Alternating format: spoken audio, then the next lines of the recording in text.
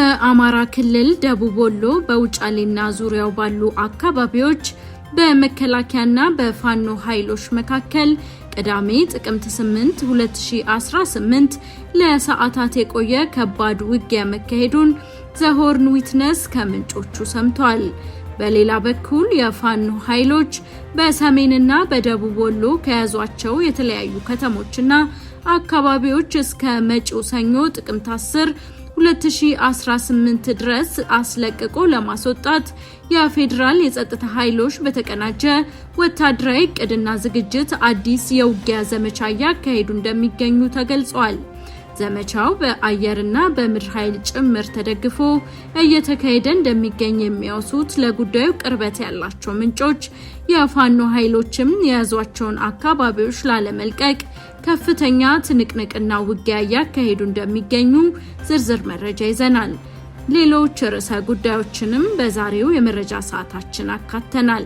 መረጃዎቻችን እንዲደርሷችሁ ሰብስክራይብ ማድረጋችሁን አትርሱ።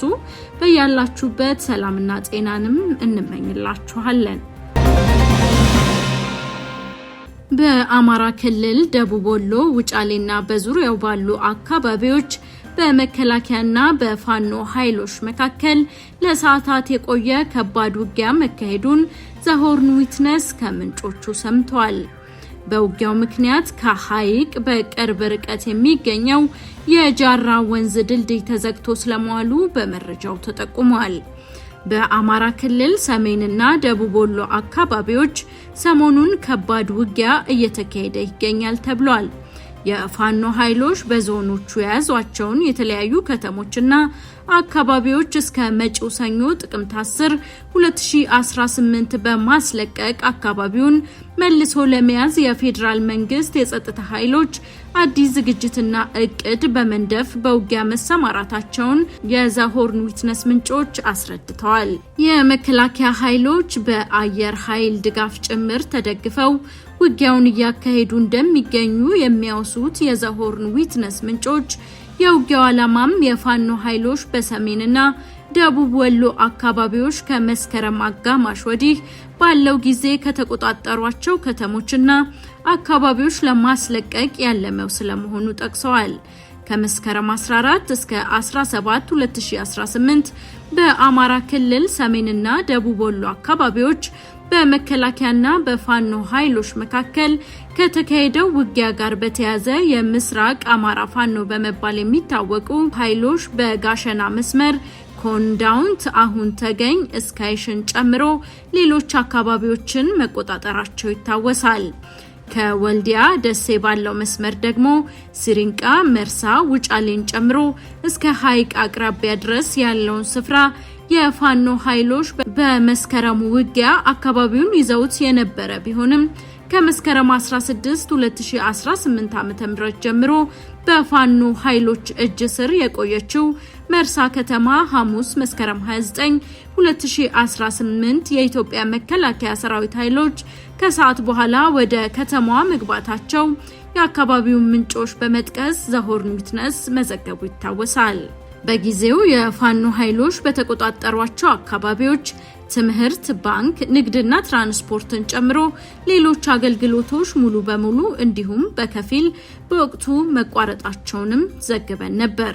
ይህ በእንዲህ እንዳለ ታዲያ የፋኖ ኃይሎች በሰሜንና ደቡብ ወሎ የያዟቸውን የተለያዩ ከተሞችና አካባቢዎች እስከ መጪው ሰኞ ጥቅምት 10 2018 ዓ.ም በማስለቀቅ አካባቢውን መልሶ ለመያዝ የመንግስት የጸጥታ ኃይሎች አዲስ ዝግጅትና እቅድ በመንደፍ መሰማራታቸውን ዘሆርን ዊትነስ ለጉዳዩ ቅርበት ካላቸው ምንጮች ተረድቷል። በዚህም ከሮብ ጥቅምት 5 እስከ አርብ ጥቅምት 7 ድረስ በአማራ ክልል ሰሜን ወሎ ከወልዲያ እስከ ቆቦ ባለው መስመር በፋኖና በመከላከያ ኃይሎች መካከል ያልተቋረጠ ከባድ ውጊያ መካሄዱን ምንጮች አስረድተዋል። ይህንን ተከትሎ በደቡብ ወሎ ውጫሌ ዙሪያ ቅዳሜ ጥቅምት 8 2018 በፋኖና በመከላከያ ኃይሎች መካከል ለሰዓታት የቆየ ከባድ ውጊያ ሲካሄድ መዋሉ ተጠቅሷል። ውጊያው በድሮንና ከባድ መሳሪያ የታገዘ ጭምር እንደነበር የሚያወሱት የአካባቢው ምንጮች ቅዳሜ ጥቅምት 8 ማለዳ የተጀመረ እስከ 5 ሰዓት ከ30 ገደማ ድረስ ሳይቋረጥ ለሰዓታት ተካሂዷል ብለዋል። ከ5 ሰዓት ከ30 በኋላ በውጫሌ ዙሪያ በፋኖና በመከላከያ ኃይሎች መካከል ይካሄድ የነበረው ውጊያ ለጊዜው መቆሙን የገለጹት ምንጮች በውጊያው ምክንያት ከሐይቅ በቅርብ ርቀት የሚገኘው የጃራ ወንዝ የሚያሻግረው ድልድይ በፋኖ ኃይሎች ተዘግቶ ስለመዋሉ በመረጃው ተጠቁሟል። ውጊያው ለጊዜው ቆመ እንጂ የመንግስት ኃይሎች ከያዙት እቅድ አንጻር ግን ሁኔታዎች ሊቀያየሩ እንደሚችሉ ለጉዳዩ ቅርበት ያላቸው ምንጮች ፍንጭ የሰጡ ሲሆን መንግስት የፋኖ ኃይሎችን በሰሜንና ደቡብ ወሎ ከያዟቸው አካባቢዎች ተሸንፈው እንዲለቁ በማድረግ በመጪው ሰኞ ጥቅምት 10 2018 ዓ.ም ውጫሌን ጨምሮ በሌሎች አካባቢዎች ተቋርጠው የሚገኙ ባንክና ሌሎች አገልግሎቶችን ስራ ለማስጀመር በመወሰን ዝግጅት ማድረጉን አብራርተዋል። የፋኖ ኃይሎች በበኩላቸው ከያዟቸው አካባቢዎች ለቀው ላለመውጣት ሰሞኑን ከፍተኛ ትንቅንቅና ውጊያ እያካሄዱ እንደሚገኙም ተጠቅሷል። ይህ ዘገባ እስከተጠናከረበት ጊዜ ድረስ ውጫሌ በፋኖ ኃይሎች እጅ መሆኗ የተመላከተ ሲሆን ከተካሄደው ውጊያ ጋር በተገናኘ የደረሰ አደጋ ስለመኖሩ የታወቀ ነገር የለም።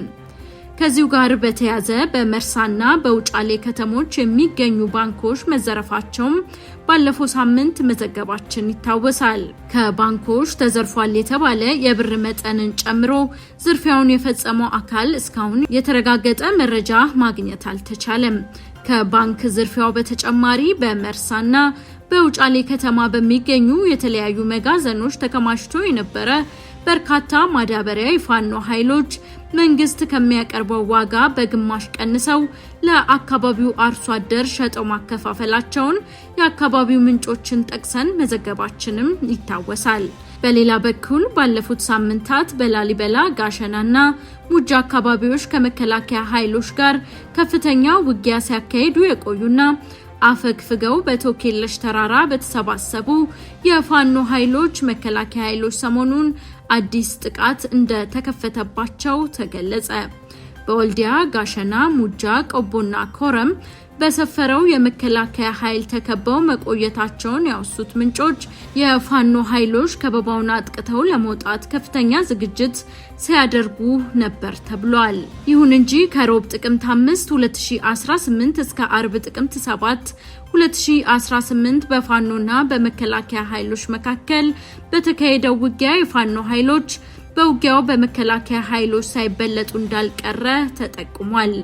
የመከላከያ ኃይሎች ድሮን፣ መድፍ፣ ዙ23ን ጨምሮ የአየር ወለድ ልዩ ኮማንዶ በሄሊኮፕተር አሰማርተው ውጊያውን መምራታቸውን የሚጠቁሙት ምንጮች በቶኬለሽና ሙጃ አካባቢዎች በነበሩ የፋኖ ኃይሎች ጉዳትና ኪሳራ እንደደረሰባቸው ገልጸዋል። የፋኖ ኃይሎች በበኩላቸው በውጊያው ባሳዩት ትንቅንቅ በመከላከያ ኃይሎች ላይ ቀላል የማይባል ጉዳት ማስከተላቸው የተገለጸ ሲሆን ሰሞኑን ከተካሄደው ውጊያ ጋር በተያያዘ የፋኖ ኃይሎች የያዙት ተጨማሪ ከተማና አካባቢ እንደሌለም አውስተዋል። ከጉዳዩ ጋር በተያያዘ ዘሆርን ዊትነስ ከሌላ ሶስተኛ ወገን ተጨማሪ መረጃ ለማድረግ ያደረገው ጥረት አልተሳካም። ፈረንሳይ ቢኤንፒ ፓሪስ ባስ ዩናይትድ ስቴትስ ሱዳን ላይ የጣለችውን ማዕቀብ በመተላለፍ በሰጠው የባንክ አገልግሎት የኦማር አልበሽር መንግስት የዘር ማጥፋት እንዲፈጸም ረድቷል በሚል በአሜሪካ ፍርድ ቤት ጥፋተኛ ተባለ። በኒውዮርክ ጉዳዩን የተመለከተው የማንሃታን ፍርድ ቤት ችሎት ባንኩ ለሶስት የሱዳን ከሳሾች $20.5 ሚሊዮን እንዲከፍል በይኗል። ከሳሾቹ በቀድሞ የሱዳን ፕሬዝዳንት ኦማር አልበሽር ስልጣን ላይ በነበሩባቸው ዓመታት ስለተፈጸሙ የሰብአዊ መብት ጥሰቶች በፍርድ ቤት ምስክርነታቸውን የሰጡ ናቸው።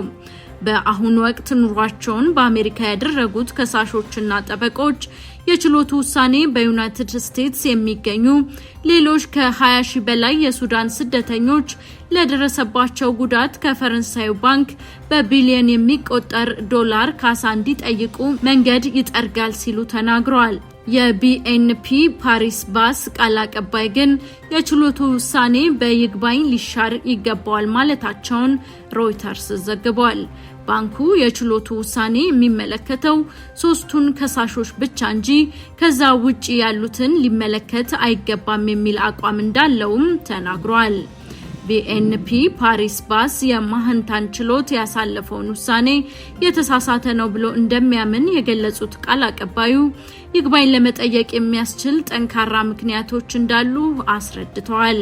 ክሱን ያቀረቡት ከደቡብ ሱዳን ዳርፉርና በማዕከላዊ ሱዳን ከሚገኘው የኑባ ተራሮች አካባቢ ወደ አሜሪካ ያቀኑ ስደተኞች መሆናቸውን ሮይተርስ በዘገባው አውስቷል። አሜሪካ በዳርፉር ጦርነት ወቅት የዘር ማጥፋት ተፈጽሟል የሚል ድምዳሜ ላይ የደረሰችው በጎርጎሮሳውያኑ 2004 ነበር።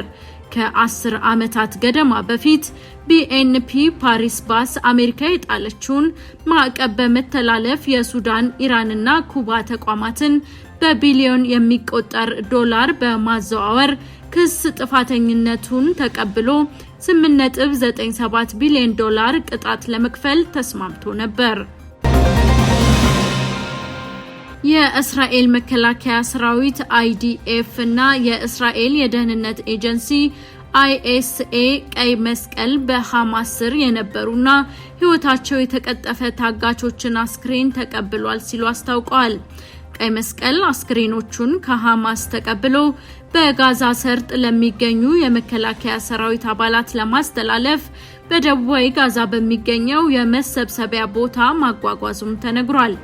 የሐማስ ቃል አቀባይ ሐዚም ቃሲም በሰጡት መግለጫ ሐማስ አጠቃላይ የልውውጡን ሂደት ለማጠናቀቅ መስራቱን ይቀጥላል ብለዋል። ከትላንት አርብ በፊት ታጣቂ ቡድኑ በጋዛ ከታሰሩት 28 ሟቾች መካከል የ9ኙን አስክሬን አስረክቧል። የቀሩትን ታጋቾች አስክሬን ለመመለስ መዘግየቱን ግን እስራኤልን አስቆጥቷታል። የእስራኤል የስለላ ድርጅት ሐማስ በጋዛ የቀሩትን አስክሬኖች ማግኘትና መመለስ ላይችል እንደሚችል ገምግሟል። 2 የእስራኤል ምንጮች እንዳሉት ሐማስ የሟቾቹን አስክሬን የሚገኙበትን ቦታ እንደሚያውቅ እስራኤል ታምናለች። የሐማስ ክንፍ አልቃሲም ብሪጋድስ ረቡዕ ዕለት በጋዛ የቀሩትን ታጋቾች አስክሬን ለማግኘት ጠንካራ ጥረቶችና ልዩ መሳሪያዎች እንደሚያስፈልጉ ተናግረዋል። ቡድኑ የተደረሰውን ስምምነት በማክበር በእጁ ላይ ያሉ በህይወት የቆዩ ምርኮኞችና የሟቾችን አስክሬኖች አስረክቧል ሲሉ ተደምጠዋል። ውድ የዘሆርን ዊትነስ ለዛሬ የመራረጥንላችሁ መረጃዎች የተከታተላችኋቸውን ይመስሉ ነበር። በየቀኑ የምንለቃቸው አዳዲስ መረጃዎች እንዲደርሷችሁ ሰብስክራይብ ማድረጋችሁን አትርሱ። በያላችሁበት ሰላምና ጤናን ተመኘን።